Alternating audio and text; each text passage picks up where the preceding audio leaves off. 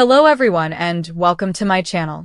And if you're a true General Hospital fan, be sure to like this video and subscribe to the channel.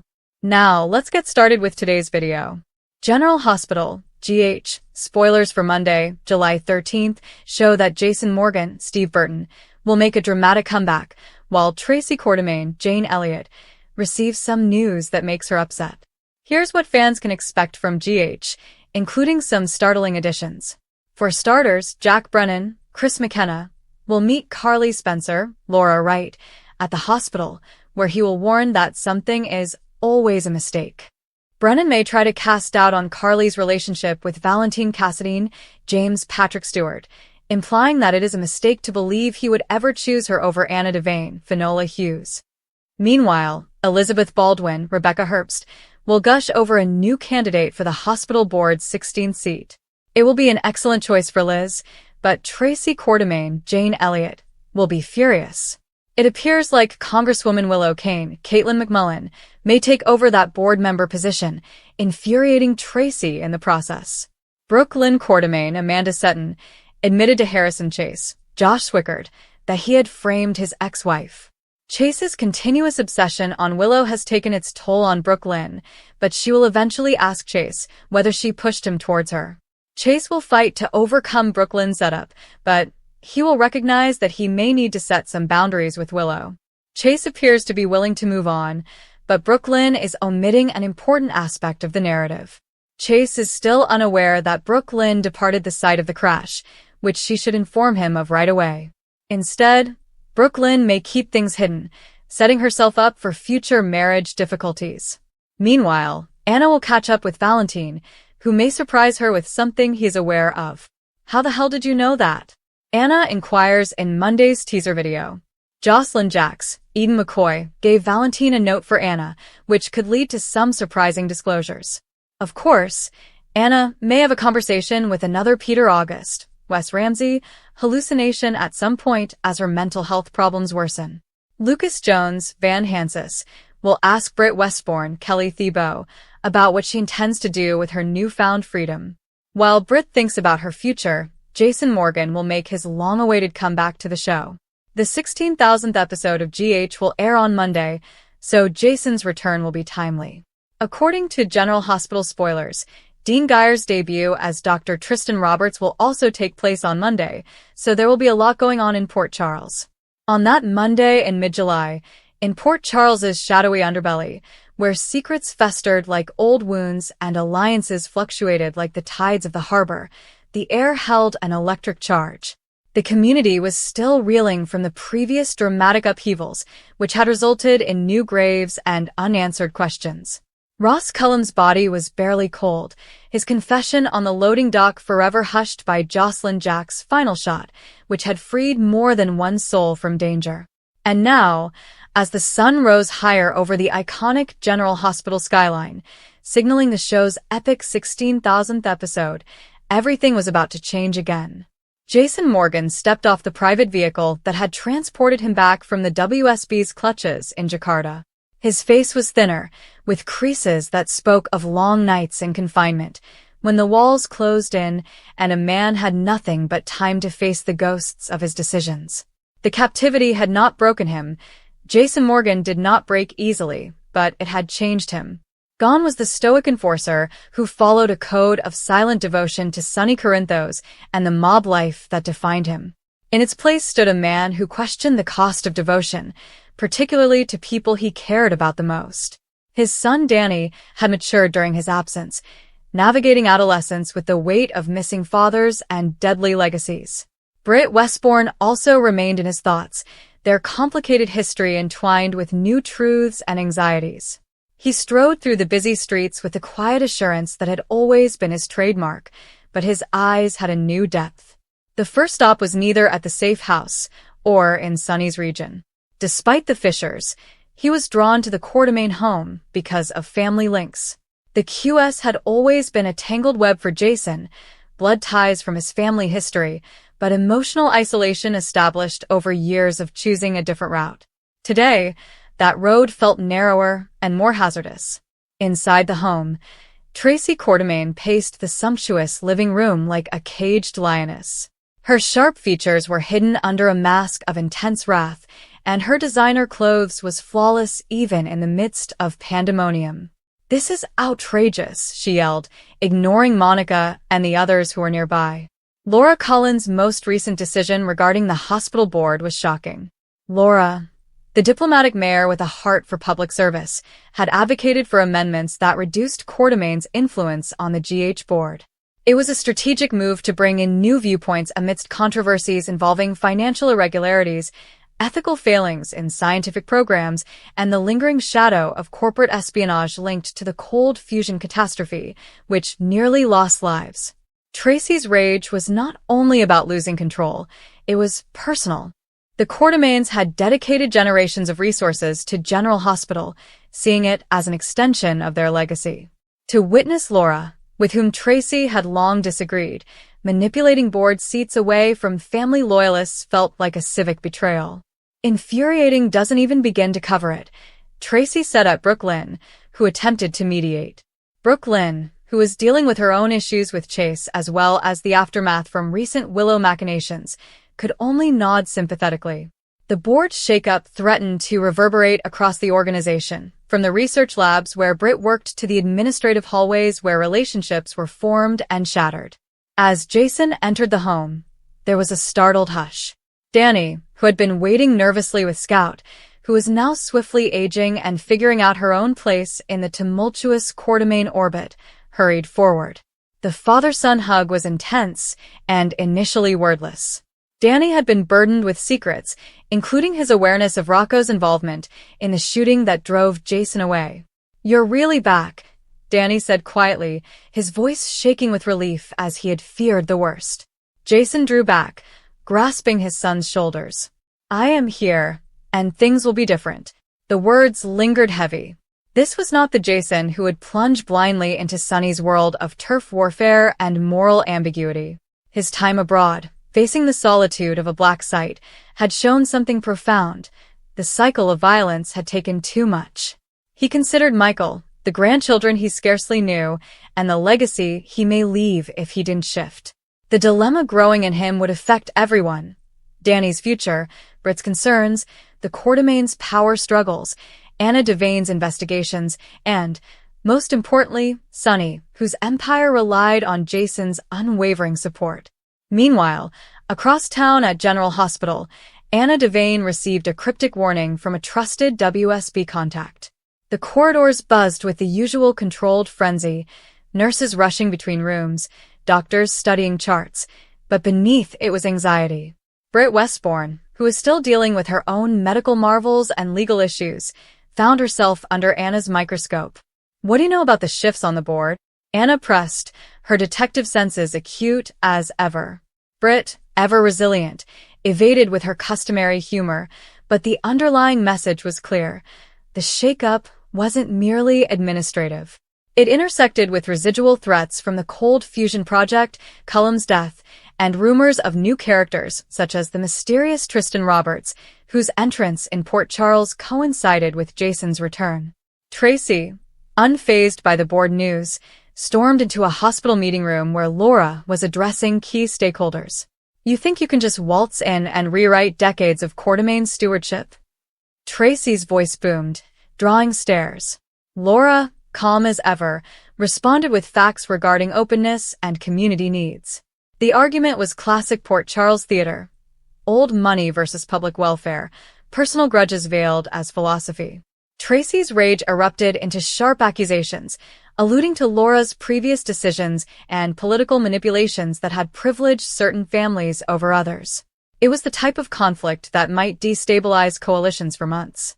Jason left the home and headed toward the hospital. News of his reappearance spread like wildfire. Carly Corinthos Spencer, ever the staunch protector of her loved ones, was overcome with emotion when she heard this. Her relationship with Jason was a tapestry of love, loss, and unwavering friendship. She had worked relentlessly for his freedom, despite her mixed feelings for Valentine and her vow to free Jocelyn from the WSB's trap. "He's back," she mumbled to herself, a mixture of delight and trepidation. Meanwhile, Sonny got the news in his office, surrounded by the trappings of his empire. His bond with Jason was fraternal, established through blood and bullets. But Jason's new attitude jeopardized that foundation. Will the enforcer who has always had Sonny's back suddenly take a different path? In a quiet corner of the hospital cafeteria, Rocco Falconeri sat with Scout, the weight of his actions crushing down. The shooting that saved Jason's life tormented him, sending him into hiding and straining his relationship with Dante and Lulu. Jason's homecoming offered a chance for closure, but it also introduced new challenges. Lulu, who is very protective, has already warned about some chats, dreading the emotional toll. However, with his new viewpoint, Jason sought out the boy not to assign guilt, but to provide guidance. "You did what you had to," Jason replied in a rare moment of vulnerability. "But carrying it alone, that's what changes a man." The board shakeup discussions increased in the executive offices. Proposals were submitted for new monitoring, collaborations with other scholars, and evaluations of previous espionage-tainted initiatives. Tracy spoke up against Laura's actions, portraying them as a power grab that would undermine patient care and institutional integrity. Insiders speculated that the revisions could result in fresh funds, but also increased scrutiny of families such as the Quartermaines and Corinthoses, whose influence had long dictated hospital policies. Jason was drawn to the edge of these discussions, his presence serving as a reminder of how personal lives intertwine with institutional power. Britt's pulse quickened as she realized Jason had arrived. Their relationship had always been complicated, passion mingled with danger. With her own life readjusting following false diagnoses and legal issues, his homecoming raised questions she wasn't sure she wanted answered. Anna's questioning added a new layer, looking for connections between Britt's work and broader security issues. "He's different," Britt told a colleague, her voice full of anxiety and hope. As the day progressed, Port Charles pulsated with interconnected dramas. Jocelyn, fresh off her role in neutralizing Cullum, blended WSB responsibilities with family ties, gaining discreet acclaim from high-level officials, but troubling her mother Carly. Sonny battled with the consequences of Jason's transformation, fearing the loss of his most trusted comrade. Tracy rallied allies against board changes that might limit their influence over hospital choices ranging from research funds to administrative appointments. That nightfall, Jason wandered the familiar docks, the sound of water lapping against the pilings providing a pleasant constant amidst the changes. He thought on the things he had learned throughout his imprisonment. Devotion did not imply self-destruction, and defending family often required stepping back from the conflict. His decision loomed, a shift that may reshape his role in Port Charles, affecting Danny's stability, Britt's heart, the QS relationships, Anna's investigations, and Sonny's operations. It would not be simple, but nothing in this town ever is.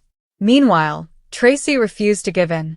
In a late-night phone call, she swore to fight the board shake-up tooth and nail, her rage driving a counter-campaign that may include calling in favors from former allies and exposing flaws in Laura's proposals. The revelation had not only annoyed her, it had sparked a struggle for power that would characterize the following weeks. By dark, as lights twinkled around the city, Jason's return had already begun to weave new threads into the fabric of Port Charles. Reunions elicited tears and timid optimism. Confrontations reawakened old resentments.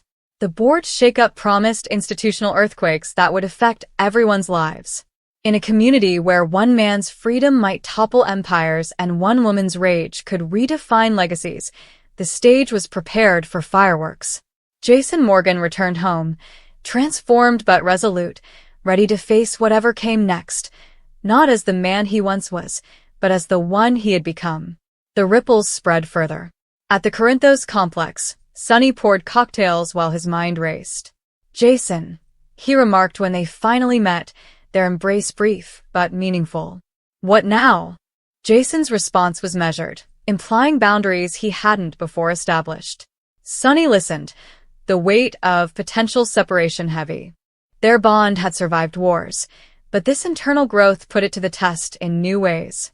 Laura handled Tracy's outburst at the hospital with elegance, but the tension was apparent. Board members murmured in the hallways, considering their allegiance. The shakeup was more than just about seats. It represented a larger change toward accountability in an environment where secrets had too often thrived unchecked. Tracy's news had spread, infuriating not just her, but also members of the medical community who feared losing the Quartermain touch. Danny and Scout bonded over the exhilaration and uncertainty of growing up in an adult world. Britt found a moment alone with Jason, and their talk was a combination of catching up and unstated possibilities. "You've seen things," she stated gently. He nodded. "Enough to know what's worth fighting for."